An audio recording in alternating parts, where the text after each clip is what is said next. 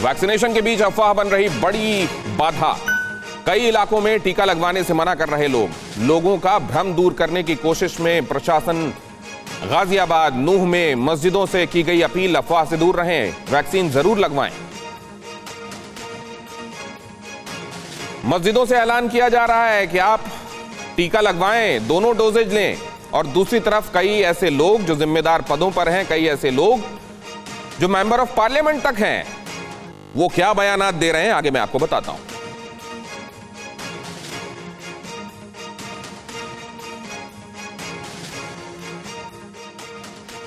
Injection नहीं लगवाए हैं वो लगवाना है, ताकि बीमारी से मुक्ति मिल जाएगी और बीमारी दूर हो जाएगी।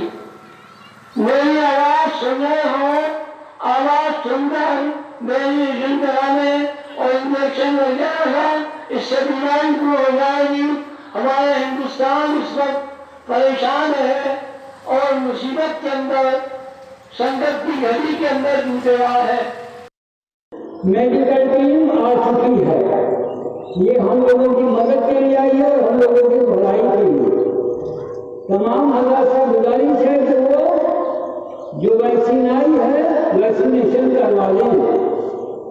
इस इंजेक्शन को खरीद करके लेना पड़ता है और यहाँ ये इंजेक्शन फ्री में दिया जा रहा है। और इसका फर्क भी पड़ा जुमे की नमाज के दौरान। उसके बाद लोगों को यह बताया गया कि आप जाएं, जरूर टीका लगवाएं। और उसके बाद अस्पतालों में वो जगह जहां पर सेंटर्स बनाए गए हैं वहां असर भी देखने को मिला। असर होता है जब कहा जाता है, लोगों को प्रेरित किया जाता है उनकी तरफ से जो उन पर प्रभाव रखते हैं, जिन पर लोग भरोसा करते हैं। लेकिन ऐसा क्यों है कि कई लोगों की तरफ अफवाह भी फैलाई जा रही है? आज जो दो अहम बयानात मैं आपको दिखाने वाला हूं, दोनों ही समाजवादी पार्टी के सांसद हैं। और न सिर्फ सांसद हैं बल्कि एक उनमें से MBBS MS डॉक्टर हैं और दूसरे BHMS मतलब होम्योपैथी के डॉक्टर। ये डॉक्टर्स भी, ये सांसद भी क्या कह रहे हैं वो अगर आप देखेंगे तो हैरान हो जाएंगे। अफवाह फैलाओगे तो आखिर क्या पाओगे? और जब डॉक्टर्स इस बारे में ऐसा कह रहे हैं, जब इतने सीजन्ड पॉलिटिशियंस इस बारे में ऐसा कह रहे हैं, तो यह साफ स्पष्ट होता है कि ये केवल राजनीतिक आकांक्षाओं के तहत ये बयानात दिए जा रहे हैं, इस बात की परवाह किए बगैर कि इन बयानात का लोगों पर असर क्या होगा। शफीकुर रहमान बर्क, ये जो आपको साहब दिखाई दे रहे थे अभी, ये इन्होंने क्या कहा? कोरोना वायरस कोई बीमारी नहीं है, बीमारी होती तो इसका इलाज पहले ही आ जाता। और ये तो मैंने पहले ही ये क्लियर कर दिया था, पिछले साल ही स्पष्ट कर दिया था। उनका कहना है कि सरकार की गलतियों के कारण अज़ाबे इलाही है, ये अल्लाह की तरफ से आई हुई मुसीबत, यातना, कष्ट जो कि पाप कर्मों की वजह से होता है, वो है ये। अल्लाह के सामने रोना होगा, गिड़गिड़ाना होगा और रोने गिड़गिड़ाने माफी मांगने से कोरोना खत्म होगा। मस्जिद, ईदगाहों में नमाज अदा करने दी गई, नहीं करने दी गई और इसका खमियाजा सरकार को भुगतना पड़ा। सरकार की नीतियों की गलती के उन्होंने तो यह भी कह दिया कि भारतीय जनता पार्टी की तरफ से बलात्कार करवाए जा रहे हैं, भारतीय जनता पार्टी की तरफ से मॉब लिंचिंग कराई जा रही है और उसका असर, उसका कहर देखने को मिल रहा है। अल्लाह का ये कहर है, उसकी तरफ से अज़ाबे इलाही है और इसी वजह से ये कोरोना की आपदा हम लोगों के बीच में है। अब ये क्या ऐसे जो डॉक्टर भी हैं, जो सांसद भी हैं, उनकी तरफ से ये बयानात आने चाहिए क्या? वैसे में जब एक छोटी सी बात से कोई एप्रीहेंशन में आ सकता है, वैक्सीन हेजिटेंसी वैसे ही हमारे मुल्क में देखने को मिल रही है। अब दूसरे बयान की तरफ भी रुख करते हैं। ये महोदय भी, ये पहले वाले संभल से सांसद हैं और दूसरे वाले जो मैं आपको बता रहा हूं वो मुरादाबाद से सांसद हैं। ST हसन, सांसद समाजवादी पार्टी। उनकी तरफ से क्या कहा गया? ये साहब कहते हैं कि बीजेपी सरकार ने शरीयत से 7 साल छेड़छाड़ की है। शरीयत से छेड़छाड़ के कारण कोरोना महामारी आई। आंधी तूफान, ये जो अभी आसमानी आफतें आई, ये भी भारतीय जनता पार्टी की नीतियों की वजह से, जो केंद्र की सत्तारूढ़ भारतीय जनता पार्टी की सरकार है उसकी तरफ से जो काम किए गए, उसकी वजह से ये नाराजगी है ऊपर वाले की जो देखने को मिल रही है, वो कोरोना हो या आसमानी आफतें, तूफान। क्या इस तरह की बातें की जानी चाहिए? आप देख रहे हैं लोगों में इस तरीके का एप्रीहेंशन आ गया है कि कई जगहों पर वो नदी में कूद जा रहे हैं, कह रहे हैं हमको टीका नहीं लगवाना। जिनकी बारी आई, अगर वो टीका लगवा लेते तो आज हमारे देश में जितने लोगों को टीका लगा है उससे ज्यादा टीका हो चुका होता। वेस्टेज जो हुई है वो कम हुई होती, क्योंकि एक वाइल खुल जाने के बाद बाकी के डोसेज इंतजार करती रही, लोग पहुंचे नहीं। और आज उन्हीं में से कई लोग ये सवाल उठा रहे हैं कि बताइए, सरकार वैक्सीनेशन की ड्राइव कह रही थी हम चलाएंगे, कितने लोगों को टीका लगा है? ये दोमुहापन, दोगलापन क्यों है, जरा ये समझने की कोशिश करते हैं। लेकिन सबसे पहले सत्तारूढ़ पार्टी को लेकर इतना ज्यादा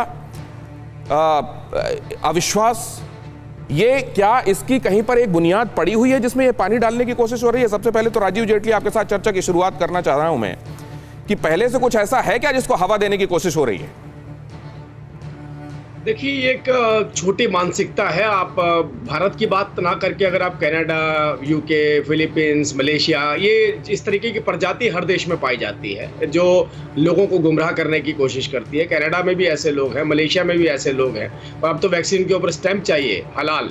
अगर हलाल नहीं है तो वो वैक्सीनेशन नहीं की जाएगी। अब दुनिया की सब कंपनियां इस काम पर लग गई हैं कि किसी भी तरीके से मैं ऐसा समझता हूं राजीव जेटली जी कि बिरादरी की तरफ इशारा हम नहीं कर सकते। देखिए, इसी बिरादरी में समझदार लोग भी हैं, इसी बिरादरी में ये ऐलान भी हो रहा है मस्जिदों से कि आइए और टीका लगवाइए। मैं नहीं समझता कि बिरादरी पूरी की तरफ इशारा किया जा सकता है। ये कुछ लोग हैं जो बहका रहे हैं। अब हमारे देश की मैं स्पेसिफिकली बात करना चाहूंगा, ये तो सांसद हैं, ऊपर से डॉक्टर हैं।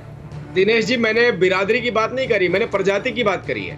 बिरादरी और प्रजाति में फर्क होता है। नहीं, वो हलाल वाला ठप्पा तो एक अलग मसला हो गया। देखिए, उसमें एक अलग मामला, वो दूसरी तरफ चला गया मामला।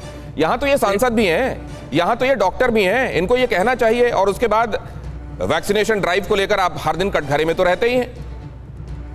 देखिए, मैं पहली बात आपको बताना चाहता हूं कि जिसका सुप्रीम लीडर, जहां से पार्टी का नेतृत्व शुरू होता है, जो सबसे टॉप है, अगर वही आपको वैक्सीन के बारे में गुमराह कर दे तो आपको क्या लगता है उसके सांसद किस तरीके की बयानबाजी करेंगे? उन्होंने सबसे पहले बोला कि वैक्सीन जो है वो नपुंसक बनाने वाली है, इस वैक्सीन से बचना चाहिए। सबसे पहले तो अखिलेश यादव जी से शुरुआत हुई थी। अखिलेश यादव जी ने जिन लोगों को खुश करने के लिए ये स्टेटमेंट दी थी, वो स्टेटमेंट आगे उनके अब सांसद बढ़ा रहे हैं। वो इररिस्पेक्टिव ऑफ दैट कि वो डॉक्टर हैं या नहीं है, वो डॉक्टर भी हैं तो उनका वोट बैंक डॉक्टरी से नहीं आता। उनका वोट बैंक लोगों को गुमराह करने आता है, धर्म के आधार पर लोगों को बरगलाने से आता है, और ये उनकी पूरी पार्टी की नीति है। तो आपका कहना यह है कि उनके लीडर ने क्योंकि शुरुआत में ये बयान दे दिया, इसलिए बाकी लोगों को हिंट मिल गई कि आगे करना क्या है, और इसलिए वो कर रहे हैं। लेकिन उन्हीं की पार्टी में शिवपाल हैं जो इस पक्ष में नहीं थे कि ये बयान क्यों दिया गया। उन्हीं के यहाँ उनकी छोटी बहू मुलायम सिंह की अपर्णा, वो इस बात में खिलाफ हो गई थी कि बयान क्यों दिया गया। मैं जरा लेकर इसको असीम वकार साहब के पास आता हूं। असीम वकार साहब, क्यों दिए जा रहे हैं ये बयानात? क्या असर होता होगा इन बयानातों का? हजरत, मैं थोड़ा सा ठीक कर दूं। आपने 2 सांसदों के नाम लिए, एक सांसद का नाम आप भूल गए। अगर मैं एंकर होता TV9 भारतवर्ष का तो मैं एक नाम और जोड़ लेता कि भारतीय जनता पार्टी की एक सांसद है भोपाल से, एक संभल से है सपा के, एक मुरादाबाद से सपा के, और एक बीजेपी की है भोपाल से, प्रज्ञा ठाकुर। वो ये कहने लगी कि पेशाब पी लो गाय का तो कोरोना नहीं होगा। अब बीजेपी के प्रवक्ता ने 2 सांसदों को नाम लिए और इनका नाम नहीं लिया। दूसरी बात, एक नाम और जोड़ दूं कि शफीकुर रहमान बल्क ने तो ये कहा कि ये वायरस है और अल्लाह से माफी मांग लीजिए, अल्लाह ने ये हिसाब नाजिल किया, दूर कर देगा। लेकिन एक हिंदुस्तान में बीजेपी के बहुत खास चाहने वाले स्वामी हैं चक्रपाणी, उन्होंने तो इस कोरोना वायरस को सीधा सीधा भगवान कह दिया और कहा कि कोरोना जो है वो भगवान है, और भगवान नाराज हो गए हैं तो भगवान को शांत करने के लिए, कोरोना भगवान को शांत करने के लिए लड्डू पेड़े चढ़ाए गए, उन पर गंगा जल चढ़ाया गया, उनकी पूजा की गई। जरा एक बार बताइए तो ये कौन से हिंदुस्तान की बात हम लोग कर रहे हैं कि जहां पर कोरोना को भगवान माना जाएगा, ठीक है, ईश्वर का दर्जा दिया जाएगा, ठीक है, वहां पर लोग वैक्सीन लगवाएंगे। ठीक है वकार भाई, आपने जो ये बात कही है, TV9 भारतवर्ष के अगर आप एंकर होते तो आप क्या करते? तो मैं आपके लिए ये अर्ज कर दूं कि टॉपिकल इश्यूज पर बात होती है। साध्वी प्रज्ञा ने जिस दिन जो बात कही थी उस दिन हमने उस पर चर्चा की थी, लेकिन अब मैं उस पर चला जाऊंगा तो विषयांतर हो जाएगा। मैं इस पर आने वाला हूं। वैक्सीन हेजिटेंसी के लिए जिम्मेदार लोग बहुत सारे हैं, चक्रपाणी भी हैं। बाबा रामदेव को IMA ने कहा कि इन्होंने ठीक बयान दिया है क्या? अड़ी सोमवार से शुक्रवार शाम 6 बजे सिर्फ TV9 भारतवर्ष पर।